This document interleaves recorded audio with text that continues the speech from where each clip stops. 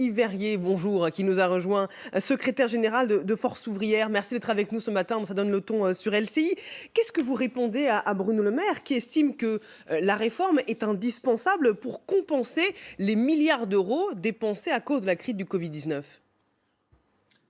C'est premièrement choquant parce que, encore une fois, le sentiment est qu'on veut faire payer aux salariés d'une manière générale, et en particulier là, pour le coup, sur leur droit à la retraite et aux générations à venir, pour le coup, alors qu'on nous dit que c'est dur d'avoir 20 ans en ce moment. Si on y rajoute le fait que c'est vous qui payerez plus tard parce que vos droits à la retraite seront plus difficiles à acquérir et seront de moins bon niveau encore parce qu'il faut payer le coût des dispositifs qui ont été mis en œuvre face à la crise sanitaire.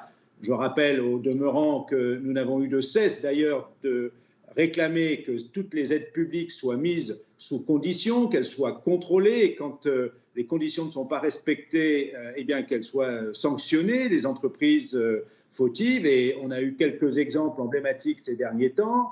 Je ne vais pas revenir dessus, Bridgestone, Danone, qui privilégient les actionnaires aux salariés. Mais l'un d'entre vous disait on risque, je crois que c'est M. Gégaud, de faire venir en loose day la réforme systémique. Le problème, c'est que c'est la réforme systémique qui faisait venir en loose day le fait qu'on recule au final, en réalité, l'âge pour bénéficier d'une retraite correcte, avec cet âge pivot, rappelez-vous, qui devait passer de 63, puis 64, puis 65 ans.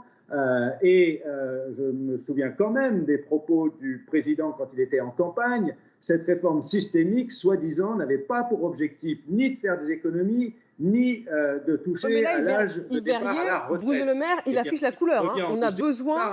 On a besoin d'argent, c'est ce qu'il nous dit. Il faut rembourser la dette du Covid. Est-ce qu'on a le choix ?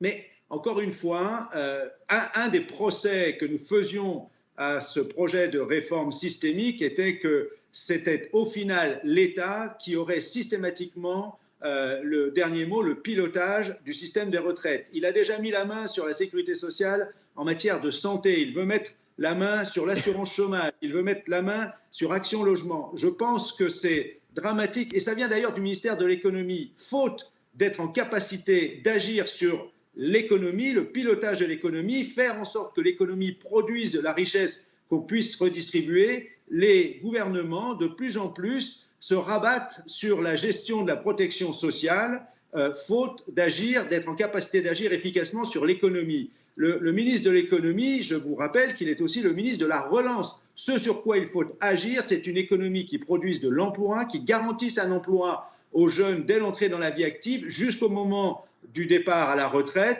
et on verra que si on y arrive avec de véritables emplois, j'ai beaucoup parlé des emplois de deuxième ligne par exemple, qui mériteraient d'être revalorisés, d'être mis au centre justement de la relance économique. Si on parvenait à faire en sorte que tout un chacun ait droit à un véritable emploi, on verrait que le problème du financement des régimes de sécurité sociale et des retraites en particulier se résoudrait grandement.